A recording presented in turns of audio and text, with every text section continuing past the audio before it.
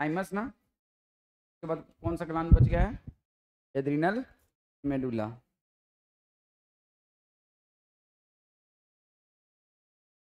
Complete.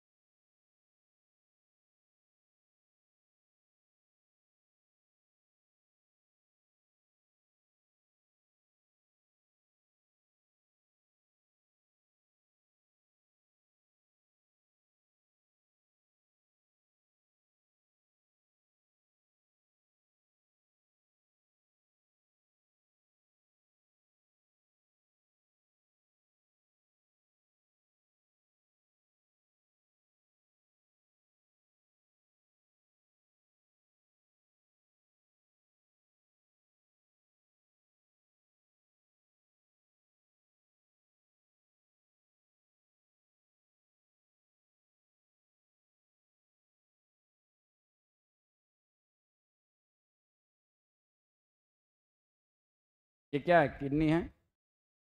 और kidney के ऊपर कौन सा ग्लैंड है ये? तो सुप्रा रीनल ग्लैंड या एड्रिनल ग्लैंड। एड्रिनल ग्लैंड का दूसरा नाम क्या होता है?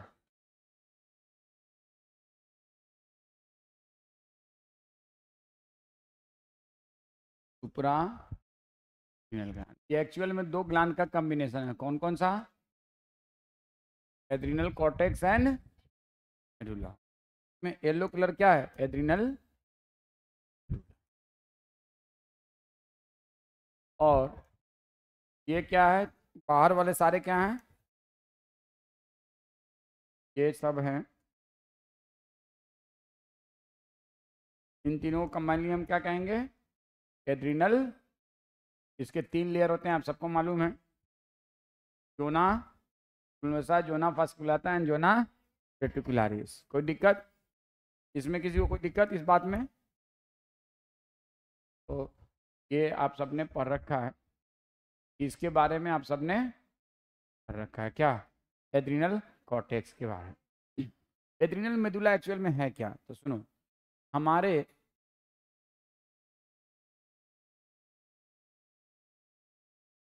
ये है ब्रेन। अब ज़्यादा डिटेल में हम लोग को नहीं जाना है, तो थोड़ा सा मैं बता रहा हूँ। और ये है स्पाइनल कॉर्ड। और स्पाइनल कॉर्ड से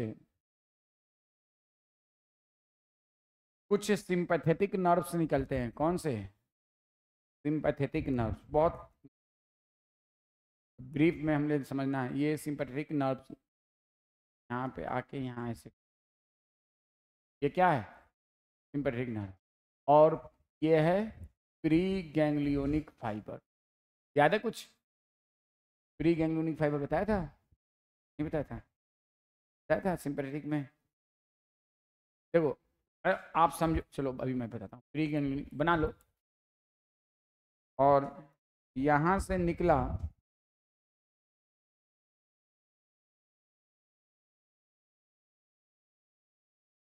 this is the blue one is the post ganglionic.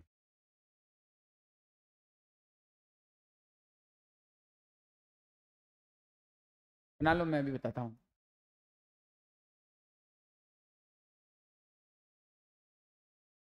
Basically adrenal medulla क्या है? तो बहुत सारे न्यूरोनल सेल्स हैं का कलेक्शन है। कौन से, किसका कलेक्शन है? न्यूरोनल सेल्स का कलेक्शन है। वो एड्रिनल मेडुला क्या है? न्यूरोनल सेल्स का कलेक्शन। सुनो, हमारे स्पाइनल कोड से नर्व फाइबर, एक्जन फाइबर निकला, बंडल ऑफ एक्जन फाइबर। छोटा मोटी समझो, क्या निकला? स्पाइनल कोड से क्या निकला? Bundle of एक्जन fibre. और ये बंडल ऑफ एक्जन फाइबर किसको पियर्स किया? कॉर्टेक्स को पियर्स करके यहाँ पे गया। और यहाँ पे ये अपना एक्जन टर्मिनल दिया। मान लो यहाँ से 1 लाख एक्जन फाइबर का बंडल आया। कितना का? 1 लाख। तो 1 लाख ने यहाँ पे 50 लाख एक्जन टर्मिनल दिया। मान लो एक में 5 लाख है, तो 50 लाख कितना दिया? 10 लाख है। मान लो 1 लाख में कितना होगा? तो 50 लाख हो जाएगा। 1 लाख इंटू 1 लाख में 50 लाख, 50 क्या होगा? अरे जो भी है, 1 लाख एक्जन फाइबर है, उससे 50 लाख यहाँ पे एक्जन टर्मिनल निकला। कितना निकला? 50 लाख। अब वो 50 लाख एक्जन टर्मिनल से छोटे छोटे न्यूरॉन्स, दूसरे न्यूरॉन्स अटैच हुए हैं, छोटे छोटे दूसरे न्यूरॉन्स अटैच हुए हैं। उन छोटे छोटे न्यूरॉन्स को हम क्या कहते हैं? Post ganglionic fibre. क्या कहते हैं? मोटा मोटी समझो, क्या कहते हैं? Post ganglionic fibre. कोई दिक्कत? तो what is adrenal medulla? Adrenal medulla is a collection of neuronal cell. Adrenal medulla is a collection of neuronal cell. इसीलिए हमने पढ़ा होगा, आप लोगों को मैंने बताया होगा कि एड्रिनल कॉर्टेक्स किससे डिराइव्ड है? मीसोडर्म से। किस जर्म लेयर से? मीसोडर्म से। और एड्रिनल मेडुला किससे डिराइव्ड है? एक्टोडर्म से। हमेशा नर्वस सिस्टम किससे डिराइव होता है? एक्टोडर्म से। तो देखो, चूंकि बहुत डिटेल में अब आप लोग के सिलेबस से हटा दिया है, तो आप ये समझो adrenal medulla is a collection of neuronal cells. Collection of neuronal cells. और इसको कहेंगे कलेक्शन ऑफ, ब्रैकेट में लिखो, पोस्ट गैंग्लियोनिक फाइबर। ज़्यादा डिटेल में नहीं जाना है, नहीं तो मैं पढ़ाने के लिए तो बहुत कुछ बता दूं, लेकिन ज़रूरत नहीं है। आपको इतना याद रखना है, बस इतना ये रख लेना, पोस्ट गैंग्लियोनिक फाइबर। तो फिर मुझे घंटों लग जाएगा। आपको ये याद रखना है, कलेक्शन ऑफ न्यूरोनल सेल्स। अब ये न्यूरोनल सेल्स हार्मोन सिंथेसिस करता है। ये न्यूरोनल सेल्स क्या करता है? Neuronal sales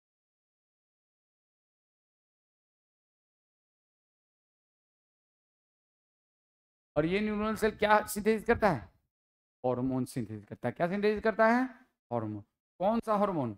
adrenaline and noradrenaline. तो these neuronal cells synthesize hormone, synthesize and release hormone. कौन सा?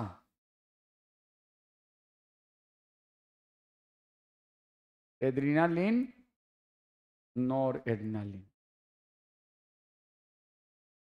तो ये एड्रिनालिन और नॉरएड्रेनालिन, नॉर एड्रिनालिन, ये दोनों को हम लोग कौन सा हार्मोन कह सकते हैं? न्यूरो हार्मोन कह सकते हैं कि नहीं? Yes, it is also example of all hypothalamic hormone is neuro hormone. pineal gland hormone is neurohormone. Hormone produced by adrenal medulla is neurohormone. समझ में आया? तो आपसे कहा जाए कि एड्रिनल मेडुला कौन सा हार्मोन रिलीज करता है? एड्रिनालिन एंड, और ये दोनों कौन से हैं? Neuro hormone. अब देखो, ज्यादा इसमें दिमाग मत खर्च करो, नहीं तो मुझे बहुत घंटों, 1 घंटा कम से कम समझाने में लगेगा, और उसकी जरूरत बिल्कुल भी नहीं है। आप सिंपली इतना याद रखना कि adrenal medulla is made by collection of neuronal cells, और उसको हम कहते हैं पोस्ट गैंग्लियोनिक फाइबर। और जिस एक्जन फाइबर से ये अटैच रहता है उसको कहते हैं प्री गैंग्लियोनिक फाइबर। छोड़ दो ज़्यादा प्री गैंग्लियोनिक पोस्ट गैंग्लियोनिक क्यों कहते हैं वो सब छोड़ दो, बस इतना याद रखो कि adrenal medulla is a collection of neuronal cells. और इसे कौन सा हार्मोन रिलीज होता है? नहीं। और ये कब करता है? एड्रिनालिन और एड्रिनालिन कब करता है? सवाल ये पहले होता है कि कब करता है। चलो पहले लिखो इसको, इतना को लिखो, ये बन गया ना? लिखो, adrenal medulla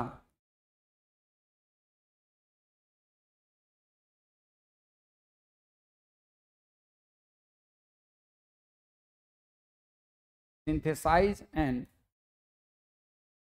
release their hormones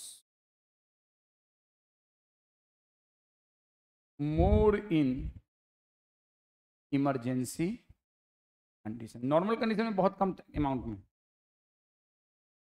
ये बताओ, इमरजेंसी कंडीशन में आपका सिंपैथेटिक नर्वस सिस्टम एक्टिवेट होता है कि पैरासिम्पैथेटिक? बोलो, सिंपैथेटिक। तो जब सिंपैथेटिक नर्वस सिस्टम एक्टिवेट हुआ तो साथ साथ कौन सा हार्मोन सिंथेसिस रिलीज हुआ? Adrenaline and noradrenaline. What the point? जब कभी आपके बॉडी में सिंपैथेटिक नर्वस सिस्टम एक्टिवेट होता है तो उसी वक्त कौन सा हार्मोन रिलीज होता है? Adrenaline and noradrenaline. ध्यान रखना। तो एड्रिनालिन में synthesise release their hormones more in emergency condition, like fight, जब आप फ्लाइट भागने के, और फ्राइट में, फाइट फ्लाइट और फ्राइट इमरजेंसी कंडीशन में। तो जब कभी आप इमरजेंसी कंडीशन में तो आपका nervous system, autonomic nervous system का कौन सा कंपोनेंट एक्टिवेट होता है, डोमिनेट करता है, सिंपैथेटिक या पैरासिम्पैथेटिक? बोलो, बता चुके हैं, सिंपैथेटिक। और कौन सा हार्मोन का सिंथेसिस रिलीज होता है? एड्रेनालिन एंड, दोनों सिंपैथेटिक नर्वस सिस्टम और एड्रेनालिन और एड्रेनालिन एक ही काम करता है, सेम काम। फिर सिंपैथेटिक नर्वस सिस्टम है तो एड्रेनालिन और एड्रेनालिन की क्या जरूरत? दिमाग में आ रहा होगा। ये बताओ, जब नर्वस सिस्टम है तो इंडोक्राइन सिस्टम की क्या जरूरत? क्योंकि हर सेल में same reason, same reason, same reason. नहीं समझे? जब नर्वस सिस्टम है तो इंडोक्राइन सिस्टम की क्यों जरूरत? क्योंकि हर सेल में किसी सप्लाई नहीं है। वैसे ही जब सिंपैथेटिक नर्वस सिस्टम है तो फिर एड्रेनालिन और नॉरएड्रेनालिन की क्या जरूरत? क्योंकि हर सेल में न्यूरॉन नहीं सप्लाई है। तो उस सेल को इमरजेंसी कंडीशन में प्रिपेयर करने के लिए कौन हार्मोन रिस्पॉन्सिबल है? लेकिन काम दोनों सेम करता है। सिंपैथेटिक नर्वस सिस्टम भी वही काम करता है, एड्रेनालिन नॉरएड्रेनालिन भी वही काम करता है। इसीलिए सिंपैथेटिक नर्वस सिस्टम को कहते हैं, sympathetic nervous system is component of autonomic nervous system which prepare you for the emergency condition और prepare you for fight, flight and flight. Adrenaline noradrenaline also prepare you for fight, flight and flight और for emergency condition. इसीलिए इन दोनों को emergency hormone कहते हैं। कौन सा हार्मोन कहते हैं? Emergency hormone. लिख लिया नहीं है? बोलेगे no, no sir, no, I know, yes, you have written no. ठीक है, तो लिख लो, एड्रेनालिन और नॉरएड्रेनालिन को हम क्या कहते हैं? Emergency hormone.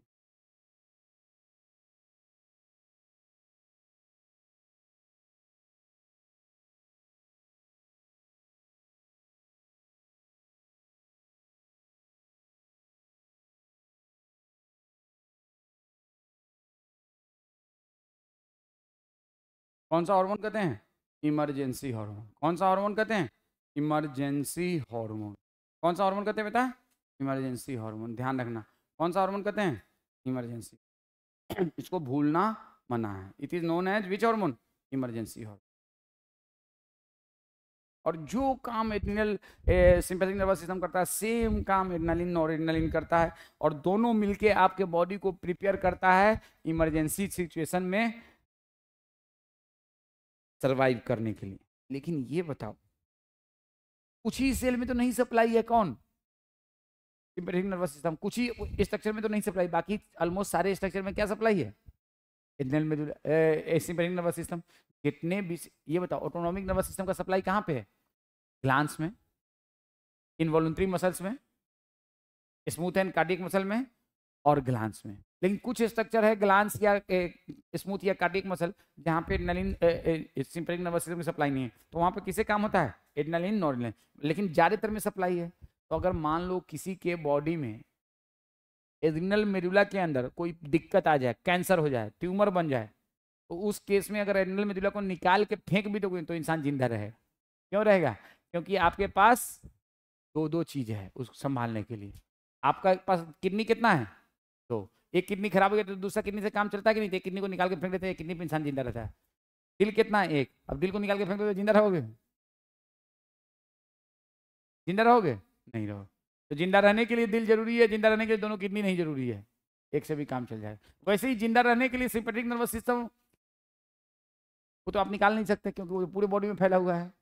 लेकिन आप एड्रेनल मेडुला को निकाल दोगे तब भी जिंदा रहोगे। इसलिए adrenal medulla is not essential for survival. Write down, adrenal medulla is not essential for survival. Adrenal medulla is not essential for.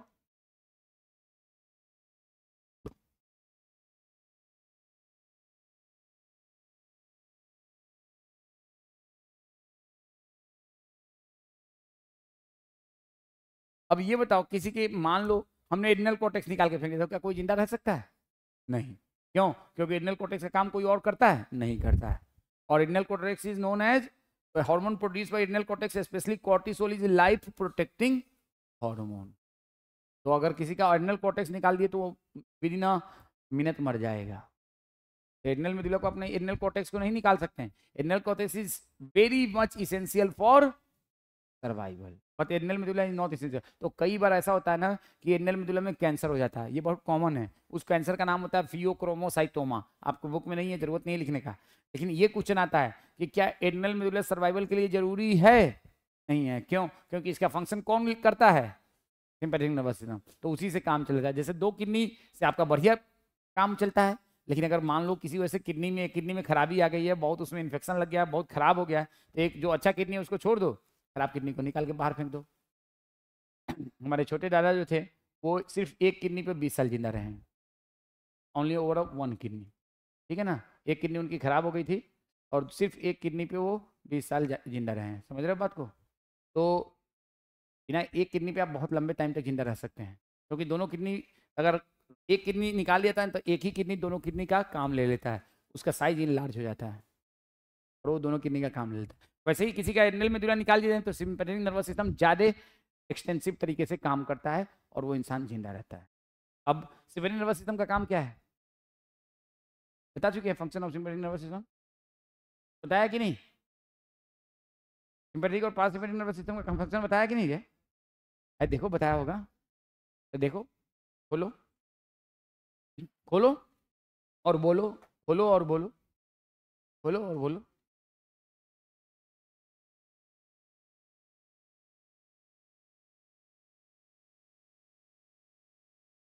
अच्छा तुम लोगों से तब तक खोलते रहो, मैं एक बात पूछता हूँ, आप लोगों के साथ ऐसा होता है? हमारे साथ तो बहुत बार हुआ है कि जैसे कल एग्जाम है और कोई टॉपिक आप पढ़ रहे थे, पूरे साल याद नहीं हुआ, लेकिन एग्जाम के रात में याद हो जाता है। आप में से किसी के साथ ऐसा होता है? किसी के साथ? तो एक तो इसके साथ होता है, और किसी के साथ? दूसरा, बाकी लोगों के साथ ऐसा नहीं होता है? तो तुम लोग नॉर्मल नहीं हो, सब एबनॉर्मल हो। बिल्कुल होता है ऐसा। क्यों होता है? वाई? नहीं, प्रेशर नहीं। बहुत सारे ऐसे लोडू बच्चे होते हैं जो सालों भर प्रेशर लिए रहते हैं पढ़ाई का, फिर भी नहीं होता उनको याद। क्यों ऐसा होता है बताओ? एग्जाम, कल सुबह में एग्जाम है, आज रात में तुम इमरजेंसी कंडीशन में हो और तुम्हारे बॉडी में sympathetic nervous system highly activated है, आपके बॉडी में एड्रेनलिन नॉरएड्रेनलिन बहुत ज़्यादा है, और सिंपैथेटिक नर्वस सिस्टम और adrenaline noradrenaline make you highly alert and make your memory stronger.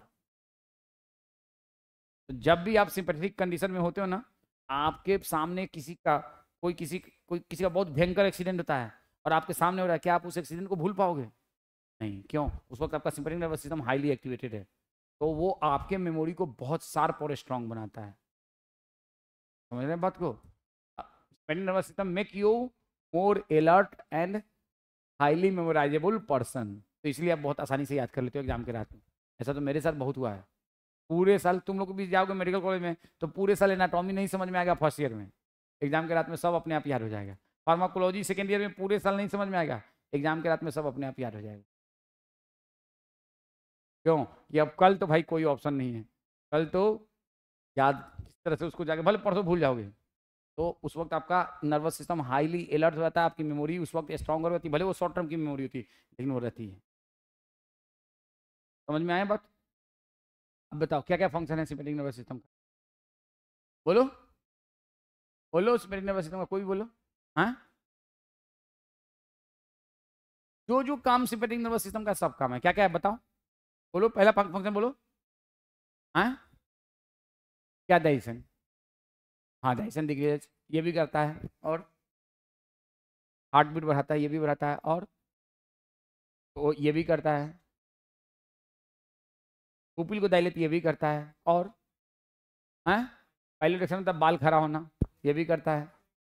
हाँ, स्वेट ग्लैंड का सेक्रेशन बढ़ाता है, ये भी करता है, और बोलो, ये भी करता है, और बोलो, हार्ट बीट बढ़ाता है, ये भी बढ़ाता है। हाँ, ये भी करता है, ये भी करता है, कार्बोहाइड्रेट को तोड़ता है, ग्लूकोज के लेवल को बढ़ाता है, ये भी करता है, आरबीसी के सिंथेसिस को बढ़ाता है, आरबीसी के, देखो सिंपैथेटिक नर्वस सिस्टम कैसे काम करता है, तो वो अपने नर्व एंडिंग से एड्रेनलिन और नॉरएड्रेनलिन ही रिलीज करता है। Adrenaline noradrenaline not only work as a hormone but also work as a neurotransmitter, because nerve ending of sympathetic nervous system releases adrenaline and noradrenaline. लिखो, adrenaline noradrenaline not only work as a hormone, adrenaline noradrenaline not only work as a hormone adrenaline, noradrenaline not only work as a hormone. Adrenaline, noradrenaline not work as a only hormone, but also adrenaline, noradrenaline not only work as a hormone, but also releases, what? Neurotransmitter. कौन सा neurotransmitter? Adrenaline and noradrenaline. Also releases, sir क्या मैंने लिखा है यार, but also work as a neurotransmitter. बस तो work as a neurotransmitter. Full stop लगाओ. Adrenaline, noradrenaline not work as a hormone but also work as a neurotransmitter. अब नीचे उसी के लिखो फुल स्टॉप लगा के. Sympathetic nervous system releases adrenaline and noradrenaline. इसी के नीचे लिखो sympathetic nervous system releases adrenaline and noradrenaline. बहुत डिटेल में हम नहीं जा रहे हैं, नहीं तो फिर बहुत सारी बातें आ जाएंगी. उतना डिटेल में जरूरत ही नहीं है अब पढ़ने की. Sympathetic nervous system also releases adrenaline, noradrenaline. इसके अलावा sympathetic nervous system make you highly alert. Adrenaline, noradrenaline make you highly alert. Sympathetic nervous system make you मोर क्या कहते हैं, मोर adjustable for short term memory. Adrenaline, noradrenaline also make you more adjustable for short term memory. Sympathetic nervous system promote RBC synthesis. Adrenaline, noradrenaline promote RBC synthesis. Sympathetic nervous system increases blood glucose level. Adrenaline, noradrenaline increases blood glucose. कोई दिक्कत? कोई दिक्कत? कोई दिक्कत बोलो तो लिखो function of adrenaline and noradrenaline. Function of adrenaline and noradrenaline लिखो. Function of adrenaline and noradrenaline.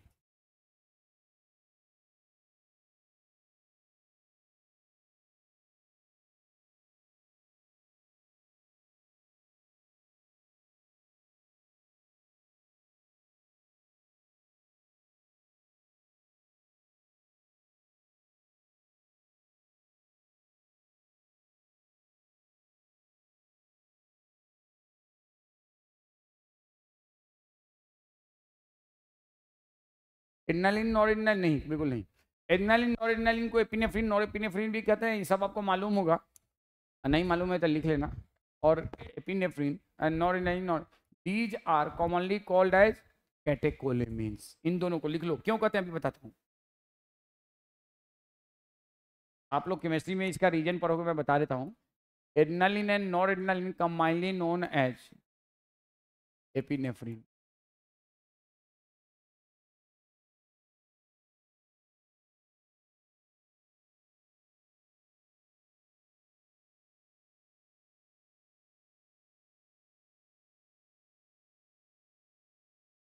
Finally known as catecholamines. Catecholamines का मतलब हैव कैटेकोल रिंग्स.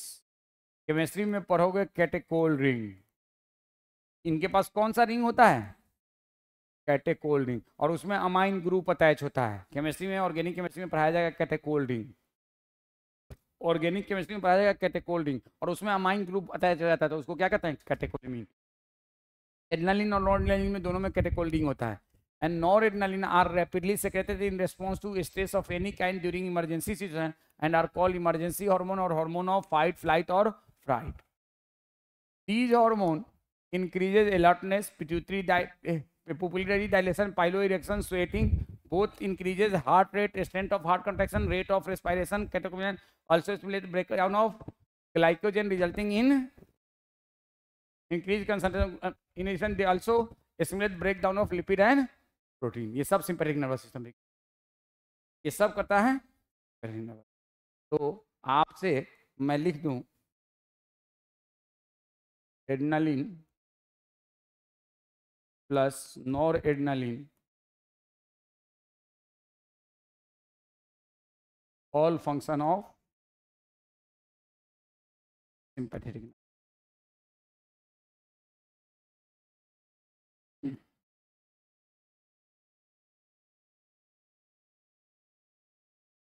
including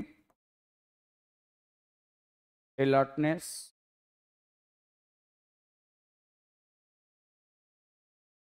ये सब करता है. क्योंकि वहां पे हमने नहीं लिखा था glycogen breakdown into glucose,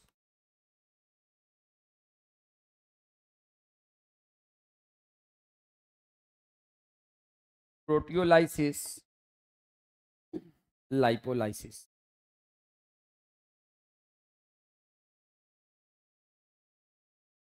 All function of sympathetic nervous system including alertness, glycogen breakdown into glucose, proteolysis, lipolysis. ये बात आपको याद रखना होगा. All function of sympathetic nervous system including alertness, glycogen breakdown into glucose, proteolysis, lipolysis. तो ये बात आपको याद रखना होगा एड्रेनलिन और नॉर एड्रेनलिन का. इससे एकदम ध्यान में बसा के रखना है. इसीलिए इसको हम कहते हैं हार्मोन ऑफ. कॉर्टिसोल भी ये काम करता है. कॉर्टिसोल भी सेम काम करता है. लाइपोलाइसिस, प्रोटियोलाइसिस एंड ग्लाइकोजेनोलाइसिस नहीं करता है. कॉर्टिसोल भी तो तीनों को तोड़ता है ना. देखो यहाँ पे मैं लिखना चाहता हूँ कुछ, तुम लोग बहुत कुछ लिखना. यहाँ पे लिखो ग्रोथ हार्मोन, यहाँ पे लिखो थायराइड हार्मोन, यहाँ पे लिखो कॉर्टिसोल, यहाँ पे लिखो कैटेकोलेमिन.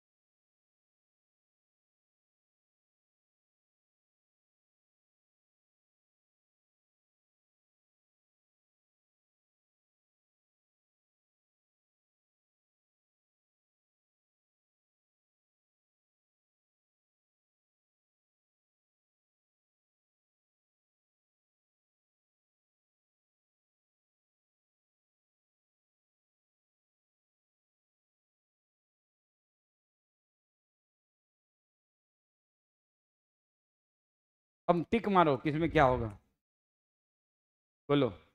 इसमें ग्रोथ हार्मोन में प्रोटीन सिंथेसिस होगा कि ब्रेक डाउन होगा? ग्लाइकोजन सिंथेसिस की glycogen break down, lipid synthesis की lipid break down. Thyroid hormone में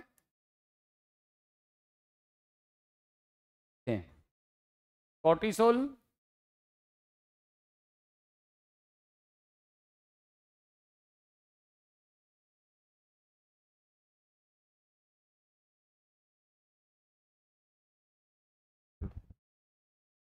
आपके बुक में सब है. ग्रोथ हार्मोन प्रोटीन के सिंथेसिस को करेगा, ग्लाइकोजन को ब्रेकडाउन को करेगा, लिपिड के ब्रेकडाउन लाइपोलाइसिस. थायराइड हार्मोन भी सेम वही काम करता है जो ग्रोथ हार्मोन करता है. कॉर्टिसोल प्रोटीन को ब्रेकडाउन करेगा, ग्लाइकोजन को भी ब्रेकडाउन करेगा, लिपिड को भी ब्रेकडाउन करेगा. कैटेकोलेमिन भी से. तो इनमें से कौन कौन से हार्मोन ब्लड ग्लूकोज को बढ़ाएगा?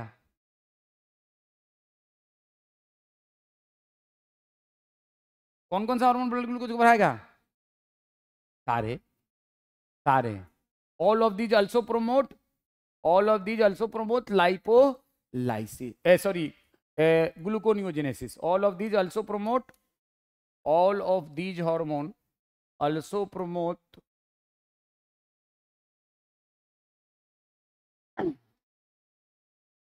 gluconeogenesis.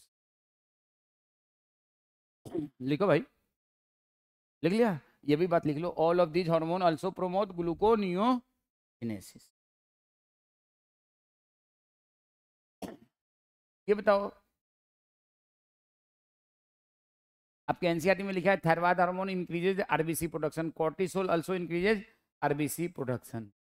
और ये नहीं लिखा है लेकिन मैं बता रहा हूँ, catecholamine also for short term increases RBC production. लेकिन इन दोनों का लिखा है थायराइड हार्मोन और कॉर्टिसोल का. दो both of these stimulate RBC production. चलो वो जरूरत नहीं है लिखने का, लेकिन ये जरूर लिखना है. तो ये भूलना नहीं चाहिए, ये भूलना हराम है। क्या है? भूलना क्या है? हाँ, तो ग्रोथ हार्मोन, थायराइड हार्मोन क्या करेगा? आपके बॉडी को ग्रोथ कराएगा। ग्रोथ कराने के लिए प्रोटीन का सिंथेसिस होना चाहिए, प्रोटीन का ब्रेकडाउन, सिंथेसिस। और अगर मान लो आप लगातार देखो, एक बच्चा है, छोटा सा बच्चा है, 10-12 साल का। अभी मेरा एक जूनियर था, he is only 35 years old और 36 year old। His wife is only 31 या 32 years old। He has a 3 daughter। वे हंसो मत, अभी सुनोगे तो रोने लगोगे। कार्डियक अरेस्ट हुआ, डेथ हो गई। 2 दिन के बाद वाइफ की डिलीवरी थी, डिलीवरी के दौरान वाइफ की भी डेथ हो गई। 3 छोटी छोटी बच्ची। सोचो, just imagine, without mother father, 3 बच्चियां। लखनऊ में था वो। अब सोच सकते हो, 3 छोटी छोटी बेटियां, मुश्किल से एक बेटी होगी 7-8 साल की, दूसरी 9-10 साल की, और तीसरी 12-13 साल की, इसी एज ग्रुप। कार्डियक अरेस्ट हुआ आज, 2 दिन के बाद वाइफ की डिलीवरी थी, डिलीवरी के दौरान वाइफ की भी डेथ हो गई। बच्चों का क्या हो रहा होगा, और जस्ट इमेजिन। तो पेरेंट्स कितना बड़ा ब्लेसिंग है, यू कांट इमेजिन। अभी आपके पास पेरेंट्स है तो आपको समझ में नहीं आ रहा है कितने बड़ी ब्लेसिंग है, आपको अंदाजा भी नहीं है इसका। आज एक भी उनमें से नहीं रहे तो आपको इसका अंदाजा होना शुरू हो जाएगा। अब दोनों नहीं रहे तो फिर no one can take the position of your parents, no one can take. सोचो भी, कौन 36-37 साल कोई एज होती है? लेकिन मरने की कोई एज नहीं है। आने का तो तरतीब है, जाने का कोई तरतीब नहीं है कि पहले माँ बाप आएगा फिर बच्चे आएंगे। लेकिन जरूरी नहीं है कि पहले बच्चे भी जा सकते हैं, माँ बाप बाद में जा सकते हैं, ऐसा बहुत होता है। तो जाने की कोई तरतीब नहीं है। इसलिए अब हमेशा कोशिश करो कि अपने पेरेंट्स को खुश रखो, ठीक है ना। कहीं कार्डियक अरेस्ट हो गया आपके चक्कर में, आपके हंसने का नहीं, आपके पेरेंट्स सबसे ज़्यादा जो दुखी होता है, कब होता है मालूम है? इसलिए नहीं कि उनको 5 लाख रुपए का लॉस हो गया, इसलिए होता है जब बच्चे नालायक एक्टिविटी करते हैं, तब उनको बहुत दुख होता है। जब आपकी वजह से पेरेंट्स कहीं तकलीफ में आ जाते हैं, पेरेंट्स को आपकी वजह से स्कूल से कॉम्प्लेन जाता है, कोचिंग से कॉम्प्लेन जाता है, आपके मार्क्स बहुत बुरे आते हैं, आपका आप पढ़ते में मन नहीं लगाते हैं, तब उनको तकलीफ बहुत होती है। उनका 5 लाख रुपया लॉस हो जाए उनको तकलीफ नहीं होती, उनका 10 लाख रुपया लॉस हो जाए उनको तकलीफ नहीं होती। आप जब बहुत बीमार हो गए उनको तकलीफ होती है। माँ बाप का कोई पोजीशन नहीं ले सकता है, तो always try to make them happy. समझ रहे हो बात को ना। और सोचो उन बच्चों का क्या हो रहा होगा, you can't imagine, can't imagine, है ना। इस बात को आप लोग ध्यान रखेंगे। आइए अब इसके बाद हम लोग को पढ़ना है पैंक्रियाज। क्या अभी टाइम नहीं हुआ है? 8:30 तक टाइम है ना। पैंक्रियाज कौन सा ग्लैंड है? तो मिक्स या हेटेरोक्राइन ग्लैंड, मिक्स या हेटेरोक्राइन ग्लैंड।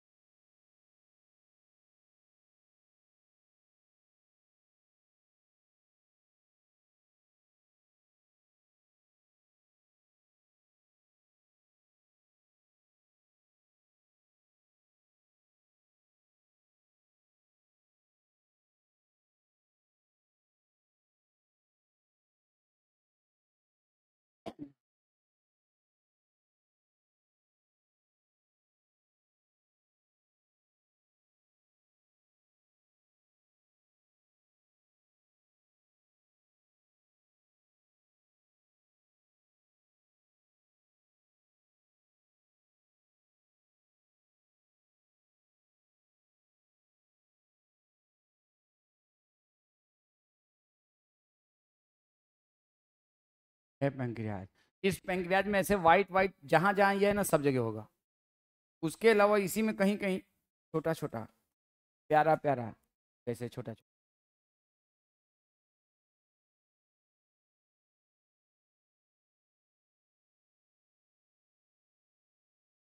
तो ये छोटा छोटा क्या है,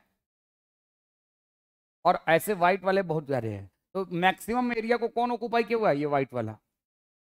और कुछ एरिया को 1 to 2% area is occupied by this pink pink गुलाबी गुलाबी, and 98 to 99% area occupied by this white white, this white white. This white white is exocrine portion of pancreas, and this pink portion is endocrine portion of. इसको हम क्या कहते हैं, this is called as endocrine portion of pancreas.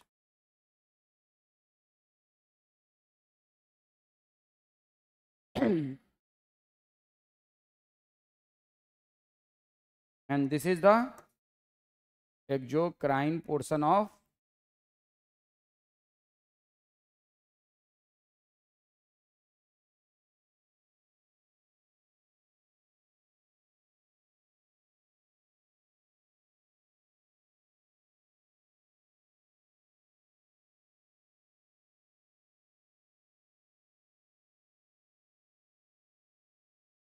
this is the exocrine। तो pancreas का 98 to 99% is covered by occupied by exocrine portion, and only 1 to 2% is occupied by endocrine portion। तो हम लिखेंगे 1 to 2%।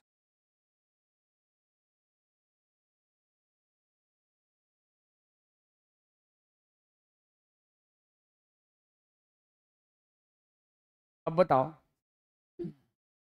अब ये exocrine portion is just like समुंदर, और उसमें ये है आइलैंड। कौन सा, इंडोक्राइन। भाई समुंदर है और बीच बीच में कहीं कहीं जमीन का टुकड़ा, उसको क्या कहते हैं, आइलैंड। और आइलैंड के लिए एक टेक्निकल वर्ड होता है आइलेट। आइलैंड के लिए दूसरा टेक्निकल वर्ड क्या होता है, ISLET। आइसलेट नहीं पढ़ते हैं उसको, क्या पढ़ते हैं, आइलेट। क्यों पढ़ते हैं, सलाह अंग्रेज जाने, ठीक है ना, आइलेट। और उसका उसकी डिस्कवरी किसने की थी, एक साइंटिस्ट ने, लैंगरहैन ने। तो इंडोक्राइन पोर्शन को क्या कहते हैं, आइलेट ऑफ लैंगरहैन। तो इंडोक्राइन पोर्शन नोन एज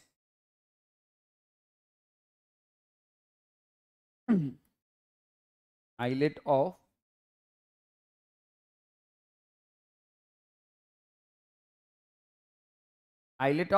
लैंगरहैन। तो आपसे कोई पूछे पैंक्रियाज में 98 to 99% कौन सा है, एक्सोक्राइन पर्सन, और 1 to 2% क्या है, इंडोक्राइन पर्सन। तो देखो लिखा है ना 1 to 2%, 1 to 2% is occupied by endocrine. और टोटल नंबर इसका काउंट करोगे तो total number of islet of Langerhans 1 to 2 million, 1 to 2%। और उसका नंबर अगर काउंट करोगे 1 2 3 4 5 तो 10 नहीं, टोटल कितना, 10 लाख से 20 लाख। तो how many number of islet of Langerhans, 10 से 20 लाख। तो नंबर ऑफ लिखेंगे, number of islet of Langerhans 1 to 2 million.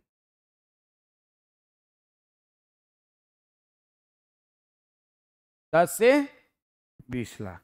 कोई दिक्कत, किसी को कोई दिक्कत, तो कितना परसेंट देखो 1 to 2%, और कितना मिलियन, तो 1 to 2 मिलियन, दोनों एक ही चीज। 1 to 2% टोटल का 98 to 99% एक जो क्राइम पोर्सन। अब इसका नंबर आप नहीं काउंट कर सकते, no one can do this. PM पूछ लेगी सर इसका नंबर कितना है, हमको नहीं मालूम। किसका, अलविलाई का नंबर, तो हम नहीं बता सकते हैं, अभी तक बुक में भी कहीं नहीं लिखा हुआ है। आप काउंट करके आप बताइएगा, ये आपकी जिम्मेदारी है, ठीक है ना, बताएंगे ना, ठीक है। जब मैं बूढ़ा हो जाऊंगा तो जरूर बताइएगा मुझे फ़ोन करके, ठीक है ना, पक्का। चलिए ठीक है, चलिए अब आ जाइए। अब देखो बहुत बुरा, ठीक है। अब एक जो क्राइन पोर्शन से क्या रिलीज होता है, एक जो क्राइन पोर्शन से pancreatic juice having lots of enzymes. तो exocrine portion is responsible for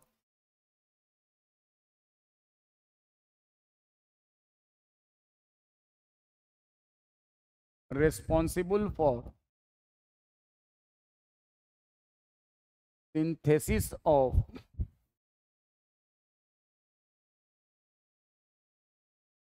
pancreatic juice having lots of enzymes. This pancreatic juice is highly alkaline. बस इतना, इससे ज़्यादा नहीं है जरूरत पढ़ने का। कौन सा एंजाइम होता है ये सब नहीं पढ़ना है। Highly alkaline. ऐसे कौन सा एंजाइम होता है बताओ तो एक दो एंजाइम का, एक आध पेंक्रेटिक एंजाइम का नाम बताओ। ये हो गया, बन गया, हो गया ना। अब देखो इंडोक्राइन पोर्शन ये है, ये कौन सा पोर्शन है, इंडोक्राइन पोर्शन। अब अगर इसको माइक्रोस्कोप में मैग्नीफाई करोगे, किसमें, magnified in microscope, electron microscope, फाइड इन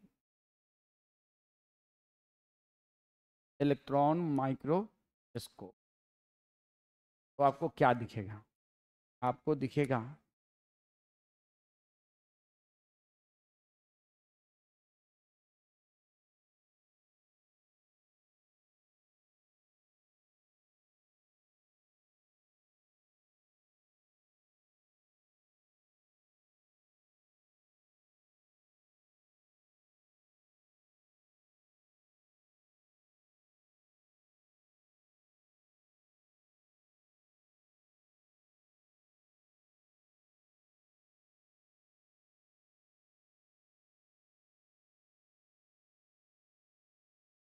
चार तरह के sales,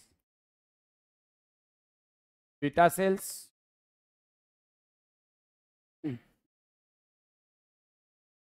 alpha cells, gamma cells, delta cell. How many type of cells present in islet of गैंगर cells, 4 type, alpha cell, beta cell, gamma cell, delta cell. सबसे ज्यादा कौन सा cell, beta cell. Most numerous cell is beta cell, ये याद रखेंगे, पूछा जा सकता है। Most numerous cell is beta cell. उसके बाद सेकेंड मोस्ट देख के बताओ, अल्फा सेल। तो लेकिन सबसे ज्यादा यही क्वेश्चन आता है, मोस्ट न्यूमरस कौन सा, बीटा सेल। ये सारे all of these cells are endocrine cells, all of these cells are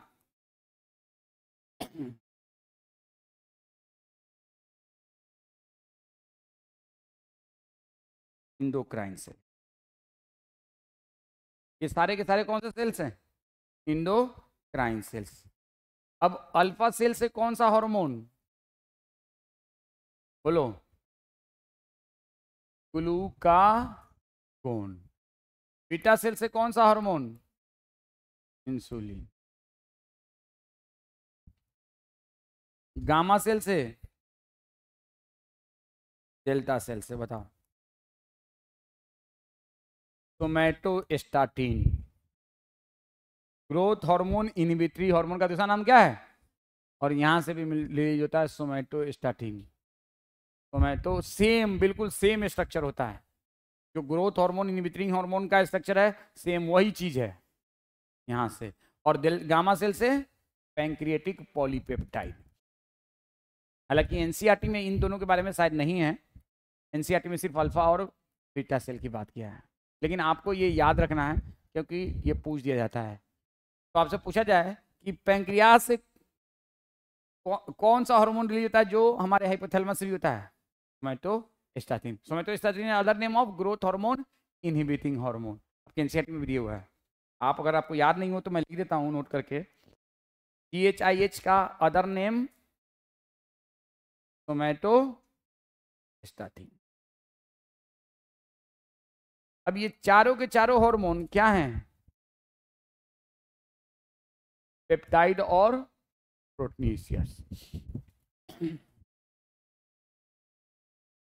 मतलब इसमें पॉलीपेप्टाइड होता है, पेप्टाइड बॉन्ड होता है। तो pancreas release only peptide hormone या प्रोटीनेशियस, सब अमाइनो एसिड्स के आपस में यूनियन से बना है, पॉलीपेप्टाइड हार्मोन या proteinaceous.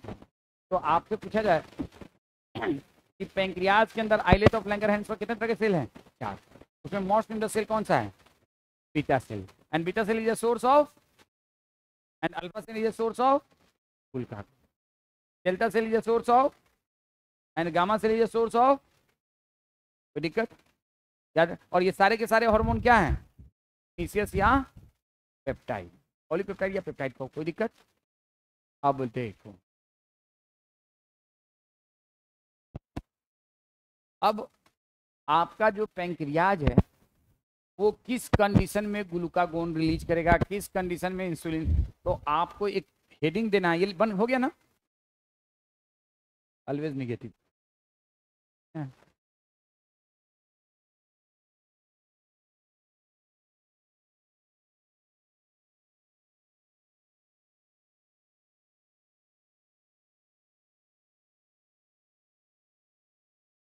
Islet of Langerhans made by which sales?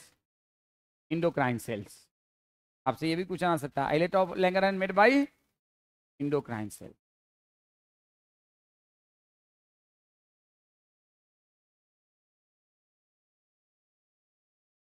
How many type of endocrine cells? 4 type.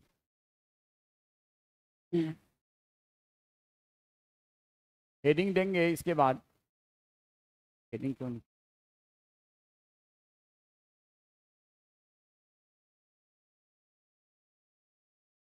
आप लोगों ने पढ़ा था calcium homeostasis and role of insulin, sorry role of calcitonin and parathormone. Similarly glucose homeostasis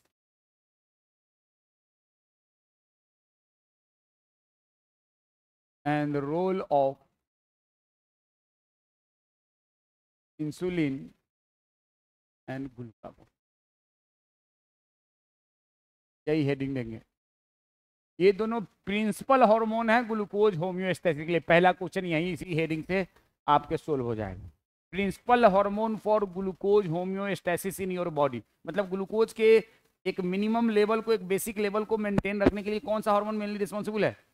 insulin and glucagon. Insulin and glucose के एक basic level को maintain करने के लिए, इतना ग्लूकोज हमारे बॉडी में चाहिए, उसको मेंटेन करने के लिए कौन सा हार्मोन रिस्पॉन्सिबल है? इंसुलिन एंड, तो आपको ये लिख लेना है, principal hormone for maintaining blood glucose level.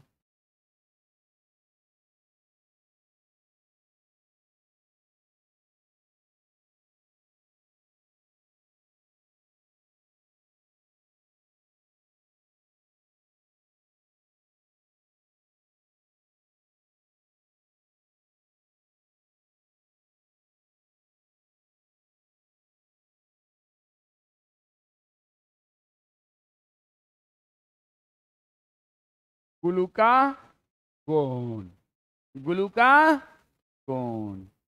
जब कभी आपके ब्लड से glucose gone, which will function? Glucagon, and it increases blood glucose level. जब कभी आपके ब्लड से ग्लूकोज गोन, मतलब ग्लूकोज कम हो गया, तो ग्लूकोज बढ़ाने की जिम्मेदारी किसकी है? ग्लूकागोन की। जब कभी glucose gone, which will come into action? Glucagon. And whenever there is a more glucose, which will come into action? तो ग्लूकागोन का काम क्या है? ब्लड ग्लूकोज को बढ़ाना, और इसका काम क्या है? घटाना।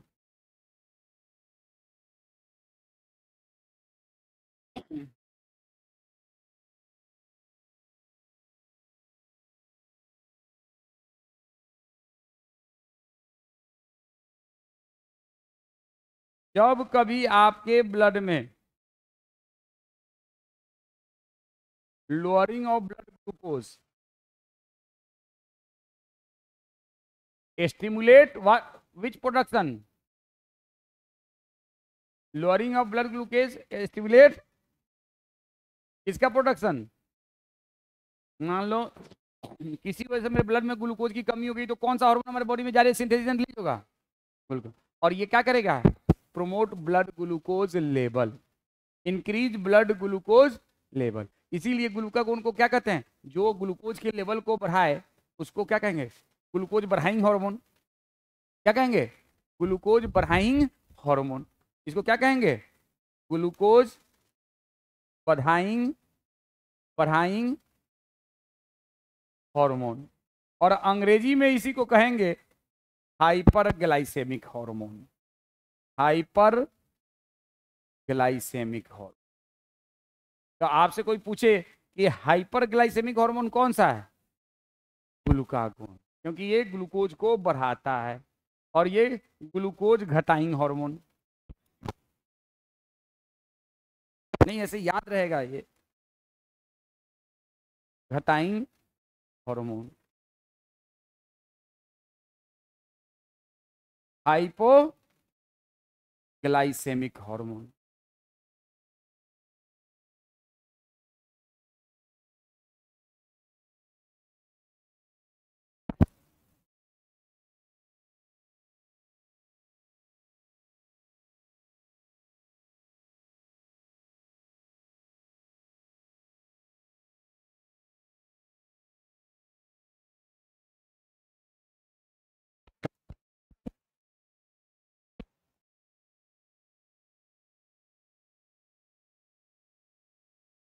ये बताओ, हाइपर कैल्सियमिक हार्मोन किसको कहते हैं?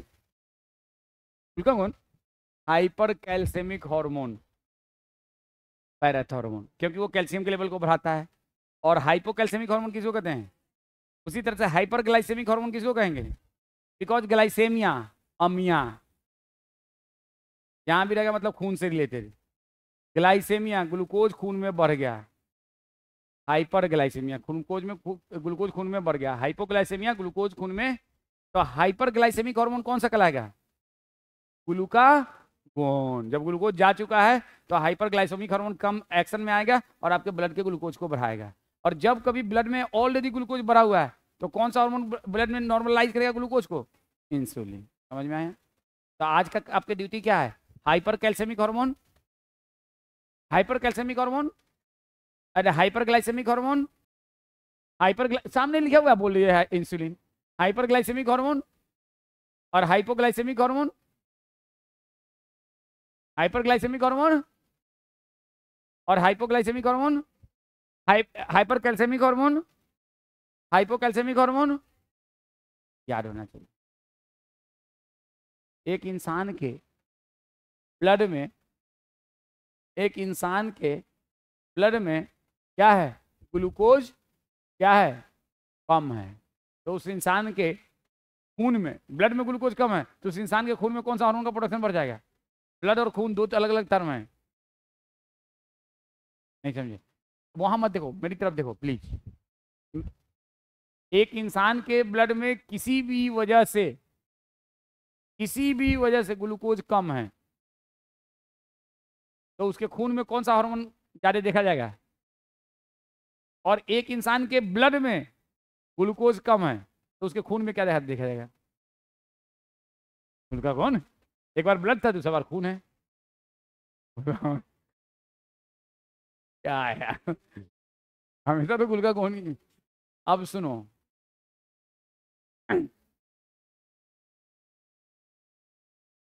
आपको, आप 2 दिन से खाना नहीं खा रहे हो, क्यों? तो आपको खाना अच्छा लग नहीं रहा है, आपका मुंह का टेस्ट खराब है, आपको कुछ खाने का मन नहीं कर रहा है, या आप भूख हड़ताल पे हो, 4 दिन से खाना नहीं, ऐसा होता है, लोग नहीं करते हैं, भूख हड़ताल पे बैठ जाते हैं, 4 दिन के बाद हॉस्पिटलाइज होते हैं। तो अब मैं मान लो 5 दिन से भूख हड़ताल पे हूँ, सिर्फ पानी पे हूँ, तो मेरे बॉडी में क्या होगा, मेरे खून में क्या होगा? ग्लूकोज की कमी हो जाएगी। तो सुन लो, जब ब्लड में खून की कमी है उस कंडीशन को क्या कहते हैं? Hypoglycaemic condition. हाइपोग्लाइसेमिक कंडीशन या हाइपोग्लाइसेमिया है, उधर मत देखो। हाइपोग्लाइसेमिक कंडीशन या हाइपोग्लाइसेमिया, मेरी बात समझो ध्यान से, वहां पे देखोगे तो कर नहीं पाओगे क्वेश्चन, समझने वाली चीजें। हाइपोग्लाइसेमिक कंडीशन या हाइपोग्लाइसेमिया। हाइपोग्लाइसेमिक कंडीशन या हाइपोग्लाइसेमिया की वजह से आपके ब्लड में कौन सा हार्मोन बढ़ेगा? ग्लूकागोन। हाइपरग्लाइसेमिक हार्मोन बढ़ेगा। Hypoglycaemia lead to production of hyperglycaemic hormone, लिखो। Hypoglycaemia lead to, hypoglycaemia lead to, hypoglycaemia मतलब, मैं लिख देता हूं नहीं तो तुम लोग बकलोल सब हो, उल्टा पलटी लिख लोगे। Hypoglycaemia, low blood glucose level,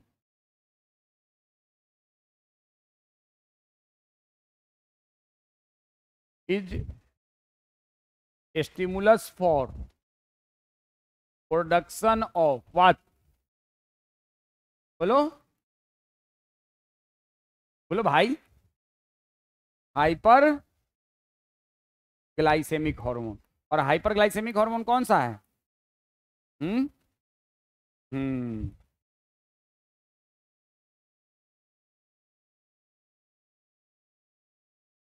तो ये बात आपको ध्यान में रखना है।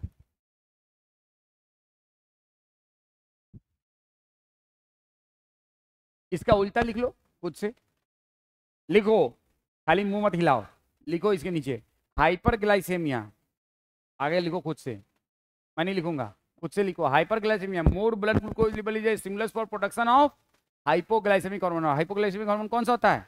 इंसुलिन। लिखो, मैं खुद बोल रहा हूँ, लिखो, किसी वजह से बोल रहा हूँ, पर आगे का खुद लिखना है। हाइपोग्लाइसेमिया बहुत कंफ्यूजन क्रिएट करता है, अभी ना समझ रहे हो तो बहुत सारे हिला ले रहे हो। बाकी का ये कौन किसके मुंह से सीटी निकल रहा है, मैं उसका सच बता रहा हूँ, अगर पकड़ में आ गया ना तो मैं उसका ऐसा मुंह तोड़ूंगा कि फिर वो जिंदगी में कभी सीटी क्या कुछ भी बोलने लायक नहीं रहेगा। जिसके मुंह से भी सीटी निकल रहा है, समझ रहे हो बात को? फिर मैं उसको किसी लायक नहीं छोड़ूंगा, मैं बता दे रहा हूँ, बस ये फाइनल वार्निंग है। अगर दूसरी बार अगर सीटी निकल गया और बाई चांस अगर पकड़ में आ गया, कोई बच्चा तो हमको बता ही देगा ये बजाता है, वो बच्चा हमको बता देता है कौन बच्चा क्या बदमाशी करता है, फिर मैं उसका खैरियत नहीं छोड़ूंगा, मैं बता दे रहा हूँ। फिर बाद में मत कहना कि हाँ सर आपने पहले चुनाव नहीं किया। हाइपोग्लाइसेमिया आगे का खुद लिखो, खुद लिखो। तो ये इसी तरह से हाइपोकैल्सीमिया और हाइपरकैल्सीमिया का भी बात याद रखना, ये बहुत इंपॉर्टेंट चीज है। ये दोनों glucagon and insulin is antagonistic hormone. बस इतना आज के लिए, इतना, नेक्स्ट क्लास में इसको हम कंप्लीट करेंगे। एंड इंसुलिन इज, और नेक्स्ट क्लास में ही hormone of kidney and heart and GIT को कोशिश करेंगे बढ़ाने का। Are antagonistic hormones. Antagonistic hormone बताया था ना, अपोजिट साइड में काम करता है, एक दाएं साइड में तो दूसरा बाएं साइड में।